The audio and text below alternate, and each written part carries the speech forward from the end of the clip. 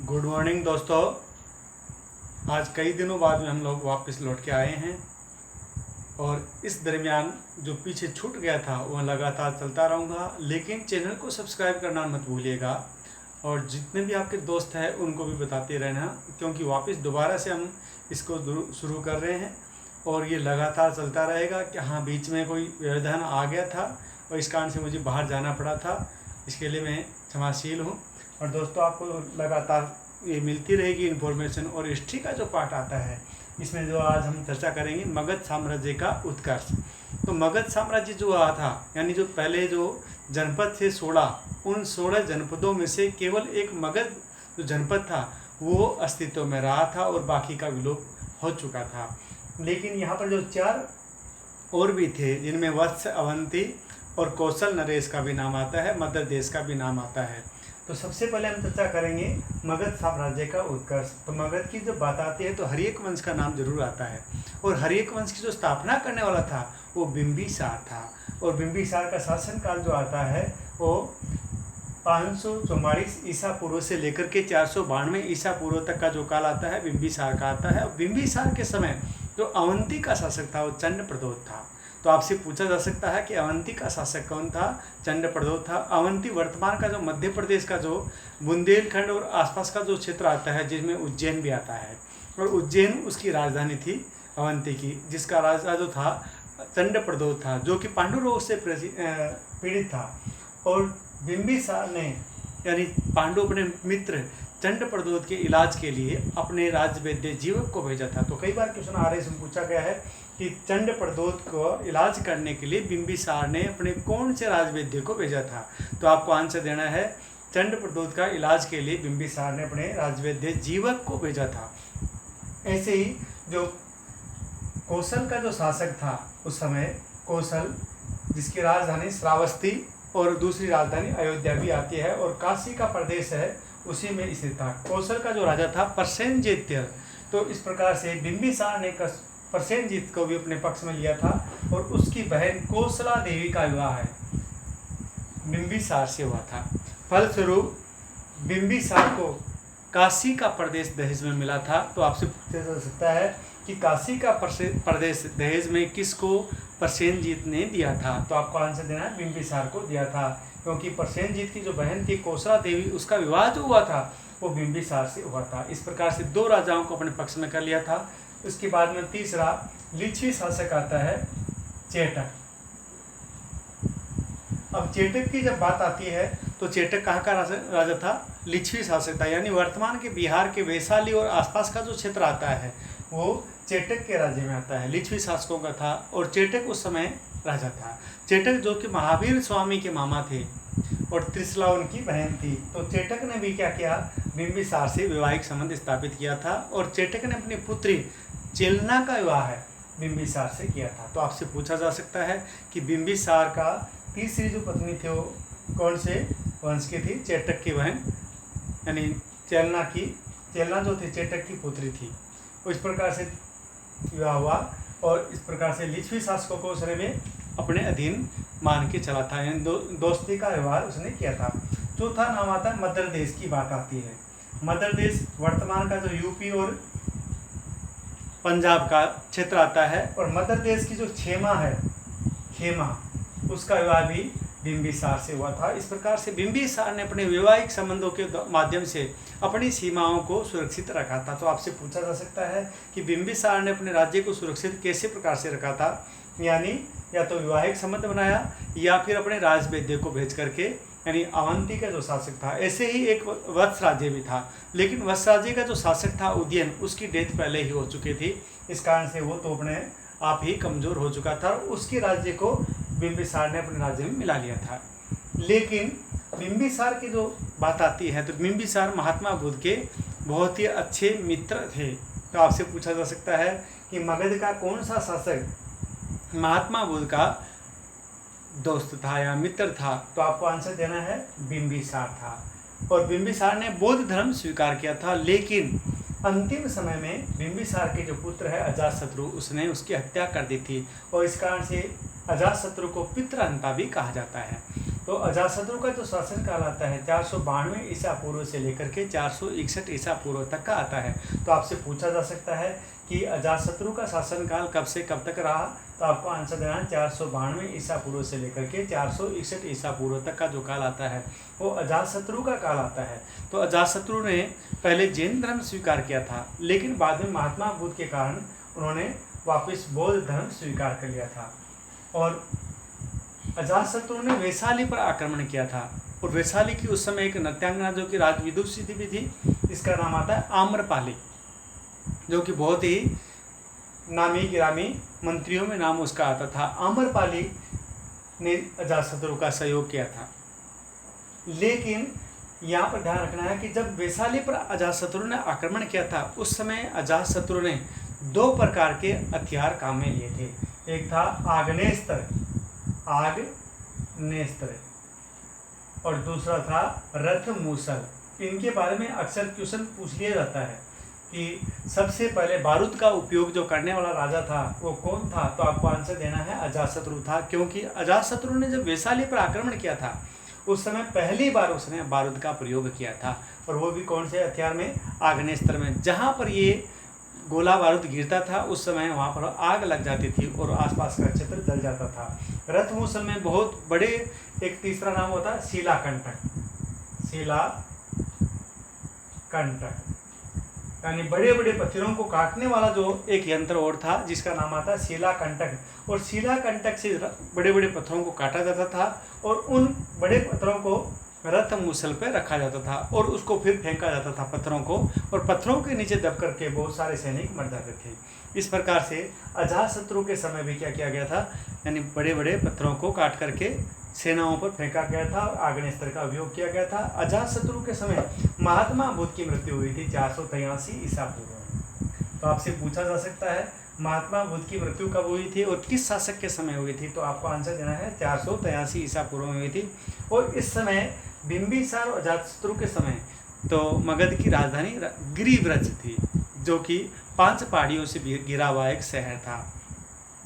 अब यहाँ पर आपसे पूछा जा सकता है गिरिव्रज, और जैसे ही महात्मा बुद्ध की मृत्यु हुई उसके तुरंत बाद लगभग 6 महीने बाद में ही बौद्ध धर्म की प्रथम संगीति का आयोजन किया गया था। तो आपसे पूछा जा सकता है प्रथम संगीति किस समय आयोजित की गई थी, तो आपको आंसर देना है अजातशत्रु के समय की गई थी। और कहाँ पर की गई थी, राजगृह की सप्तपर्णी गुफा में की गई थी, और इसकी अध्यक्षता करने वाला जो था महाकश्यप था। तो इस प्रकार से दोस्तों आपको जो आंसर देना है कि प्रथम संगीति का आयोजन किसके समय हुआ था, अजातशत्रु के समय। इसकी अध्यक्षता करने वाला कौन था, महाकश्यप था। कहाँ पर की गई, राजगृह की सप्तपर्णी गुफा में की गई थी।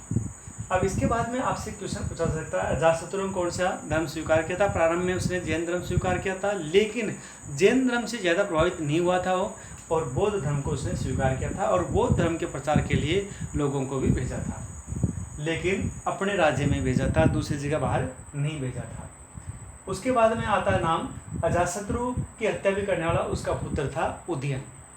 लेकिन उदयन ने एक नया शहर बसाया था कुसुमपुर, पूर्व पाटलिपुत्र अथवा पटना का जो शहर है वो बसाने वाला कौन था, उदयन था। और उदयन के समय यानी राजधानी अभी भी राजगृह थी, लेकिन उदयन ने राजधानी को पाटलिपुत्र लाने की कोशिश की थी, लेकिन पूर्ण रूप से पाटलिपुत्र नहीं आई थी। और कुछ समय के लिए उसने वैशाली को भी राजधानी बनाया था, लेकिन कुछ ऑथर ये कहते हैं कि उसने वैशाली को ज़्यादा समय तक नहीं बनाया था। लेकिन इस वंश का जो अंतिम शासक आता है वो नागदशक आता है या नागदर्शक आता है, दोनों नाम मिलते हैं। और नागदशक की जो हत्या करने वाला था उसी का सेनापति था शिशुनाग। तो आपसे पूछा जा सकता है नागदशक की हत्या करने वाला कौन था, शिशुनाग था, शिशुनाग। और शिशुनाग ने नागवंश की स्थापना की थी। तो आपसे पूछा जा सकता है नागवंश की स्थापना करने वाला कौन था, शिशुनाग था। और इस प्रकार से जो नागवंश है उसका जो शासनकाल चला 412 से लेकर के 344 तक चला था। 412 से लेकर के 344 ईसा पूर्व तक रहा था। तो यहाँ पर 2 शासकों के नाम आता है, पहला आता है शिशुनाग, दूसरा आता है काकवर्ण, काकवर्ण या कालासो, दूसरा नाम इसका मिलता है कालासो। लेकिन कालाशोक के नाम से ज़्यादा फेमस था। तो यहाँ पर पहला जो क्वेश्चन पूछा जाएगा कि हर्यक वंश का जो एंड करने वाला था वो कौन था? शिशुनाग था, और उसने नाग वंश की स्थापना की थी। और इसका शासनकाल जो आता है 344 तक टोटल रहा है, 394 से तक इसका रहा है शासनकाल, क्योंकि इसकी डेथ जो हुई है 394 में हुई है। 412 से लेकर के 394 ईसा पूर्व तक का जो शासनकाल रहा है वो किसका? शिशुनाग का रहा है। उसके बाद जो उसका पुत्र बना शासक, जिसका नाम है काकवर्ण या कालाशोक, जो कि लंबे समय तक शासक रहा था। और इसके समय बौद्ध धर्म की दूसरी सांगीतिक आयोजन 383 ईसा पूर्व में किया गया था। और आपसे पूछा जा सकता है कहाँ पर किया गया? तो वैशाली में, क्योंकि इसकी जो राजधानी थी वो वैशाली थी, बिहार में वर्तमान में पड़ता है, बिहार में, उत्तरी बिहार में। तो आपसे पूछा जा सकता है कि प्रथम बहु संगीतिक आयोजन अजातशत्रु ने करवाया था, दूसरी बहु संगीतिक आयोजन कालाशोक ने करवाया था। कब करवाया था? 383 ईसा पूर्व में किया था, यानी ठीक 100 साल बाद में इसका आयोजन हुआ था। और इसकी जो अध्यक्षता करने वाला था साबक मीर या सबकामी, दोनों एक ही व्यक्ति के नाम है, सबकामी। तो आपसे पूछा जा सकता है इसकी अध्यक्षता करने वाला कौन था? साबक मीर या सबकामी था। क्लियर? तो यहाँ पर कालाशोक था इस वंश का अंतिम शासक भी नाम आता है। और इसकी जो हत्या करने वाला था इसी का सेनापति पद्मनंद था, पद्मनंद। और पद्मनंद ने नंद वंश की स्थापना 344 ईसा पूर्व में की थी। और इस वंश का जो शासनकाल चलता है 323 ईसा पूर्व तक चलता है। तो आपसे पूछा जा सकता है कि नंदवंश जो आया, नंदवंश कब से कब तक रहा था? 344 ईसा पूर्व से लेकर के 323 ईसा पूर्व तक जो काल आता है वो नंदवंश का आता है। और नंदवंश में यानी नंद के 10 पुत्र बताए जाते हैं, जिनमें एक नाम फेमस आता है धनानंद। अब धनानंद की जो चर्चा आती है तो हम करेंगे इसकी चर्चा कि धनानंद का जो शासनकाल रहा है वो सिकंदर के आक्रमण के समय तक रहा है। तो आपसे पूछा जा सकता है कि धनानंद का शासनकाल कब से कब तक रहा था? तो यहाँ पर आपको केवल एक डेट का याद रखना है कि 323 ईसा पूर्व तक जो है धनानंद का शासनकाल रहा है, क्योंकि यहाँ पर कंफर्म ये कहने जा सकता, क्योंकि पद्मनंद के 10 पुत्र माने गए हैं। अब कौन से ने कब तक शासन किया कि, लेकिन जो यहाँ पर बात आती है धनानंद की, तो उसका अंतिम जो समय आता है वो 323 ईसा पूर्व आता है। और लगभग 10 वर्षों तक उसने अच्छी तरह से शासन किया था। तो आपसे पूछा जा सकता है कि नंद वंश का जो अंतिम शासक था धनानंद, जो कि 325 में भी था। और 325 ईसा पूर्व के अंतिम समय में सिकंदर ने आक्रमण किया था हिंदुस्तान पर।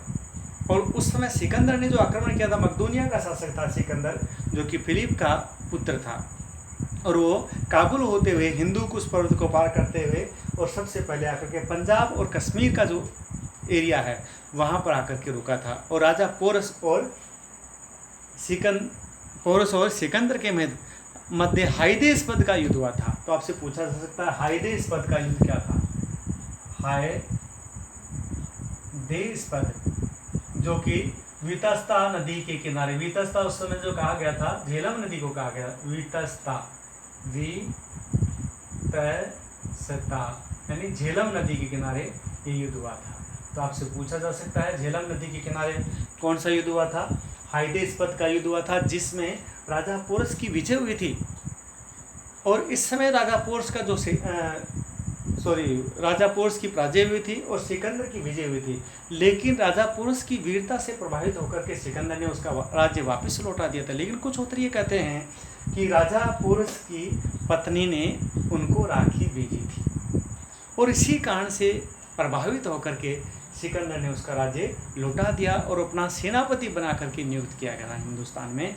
और सिकंदर जो कि तक्षशिला, जो उसी समय तक्षशिला का जो शासक था आम्बी, वो भारत का पहला गद्दार माना जाता है। तो आपसे पूछा जा सकता है कि भारत का पहला गद्दार कौन था? आम्बी था, जो कि तक्षशिला का शासक था। और उसी ने इन्वाइटेशन किसको दिया था? सिकंदर को निमंत्रण दिया था कि आओ आप अटैक करो, ताकि मेरे को भी जो राज्य मिल जाएगा, पंजाब और आसपास का क्षेत्र है, क्योंकि वो पोरस से चिढ़ता था। लेकिन पोरस ने अपने राज्य की भी व्यवस्था की, देखभाल की और दूसरे राज्य को भी जीतने से बचाया था। और इस प्रकार से सिकंदर की जो सेना थी इसकी वीरता से प्रभावित हुई और उसने सोचा कि जब ये छोटा सा राजा है, इतना शक्तिशाली है, तो राजा धनानंद तो बहुत शक्तिशाली होगा। और उसकी सेना ने वापस जाने के लिए हाँ कर दी, क्योंकि दूसरा कारण ये भी माना था कि उसकी जो सेना को आए हुए बहुत लंबा समय हो चुका था और इस कारण से सैनिक जो लगभग थकान महसूस कर रहे थे और अपने घर वालों से बहुत ज़्यादा दूर थे।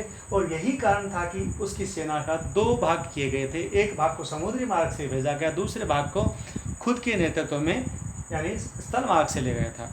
तो उसका जो सेनापति था सेलूकस था, तो सेलूकस के नेतृत्व में उसने समुद्री मार्ग से सेना भेजी थी, सेल्यूकस। लेकिन जो खुद जो गया था वो स्थल मार्ग से गया था। जैसे ही वो अफगानिस्तान और ईरान के बॉर्डर पे पहुंचा, उसका एक प्रिय घोड़ा था बुक्का फेलो, उसकी डेथ हो गई थी। उसने एक शहर बता दिया था बुक्का फेलो के नाम से, और दूसरा उसने शहर बसाया था निकैया। तो आपसे पूछा जा सकता है कि सिकंदर ने कौन कौन से शहर बसाए थे? निकैया और बुक्का फेलो दोनों शहर जो बसाने वाला था कौन था? सिकंदर था। जैसे ही बेबीलोन पहुंचा, बेबीलोन का मतलब है वर्तमान का जो बगदाद शहर जो तिग्रिस नदी के किनारे है, और वहाँ पर ही ये बेबीलोन था। और बेबीलोन की आज भी जो है हम्मुराबी की विधि संहिता और झूलते भाग विश्व के आश्चर्यों में गिने जाते हैं। तो आपसे पूछा जा सकता है विश्व के जो 7 आश्चर्य हैं उनमें कौन कौन सी है? हम्मुराबी की विधि संहिता और झूलते भाग जो है कहाँ पर है? बेबीलोन में है। तो वर्तमान का जो बगदाद शहर है उसी में बेबीलोन था। और यहाँ पहुँचते ही सिकंदर की भी डेथ हो गई थी, और इस प्रकार से सिकंदर है वो आगे नहीं बढ़ पाया था। लेकिन यदि सिकंदर जिंदा रहता तो उसकी एक महत्वाकांक्षा थी पूरे वर्ल्ड को जीतने की, और वो जीत भी सकता था, क्योंकि वो कच्ची उम्र में उसकी डेथ हो गई थी, क्योंकि उसके डायरिया हो चुका था और इस कारण से उसकी डेथ हुई थी। और इस प्रकार से हमने देखा कि जो मगध साम्राज्य है वो अब हाईलाइट हो रहा है, और इस प्रकार से यानी धनानंद का भी एंड होना है। लेकिन 326 ईसा पूर्व में ये युद्ध हुआ था। आपसे पूछा जा सकता है हाइतेस्पद का युद्ध कब हुआ था? 326 ईसा पूर्व में हुआ था, और इसमें सिकंदर की विजय हुई थी। लेकिन सिकंदर ने अपना राज्य वापस किसको दे दिया था? राजा पोर्स को दे दिया था। उसके बाद सेल्यूकस के नेतृत्व में समुद्री मार्ग से सेना भेजी गई और खुद स्थल मार्ग से गया था। और जैसे ही इसकी मृत्यु की सूचना मिली, सेल्यूकस वापस लौट कर आया और राज्य को हथिया लिया था। तो यहाँ पर यूनान का जो शासक बना था कौन बना? सेल्यूकस बना था। और इधर सेल्यूकस ने दोबारा से हिंदुस्तान पर आक्रमण किया था, और वो किसके समय आया था? चंद्रगुप्त मौर्य के समय आया था। तो आपसे पूछा जा सकता है कि चंद्रगुप्त मौर्य के समय किस यूनानी शासक ने आक्रमण किया था? तो आपको आंसर देना है सेल्यूकस ने आक्रमण किया था। तो दोस्तों, तो मैंने आपको 3 चीज़ बताई है अभी। पहला जो है मगध साम्राज्य में कौन कौन सा बताया मैंने, यानी पहला हर्यक वंश, दूसरा नागवंश, तीसरा नंदवंश।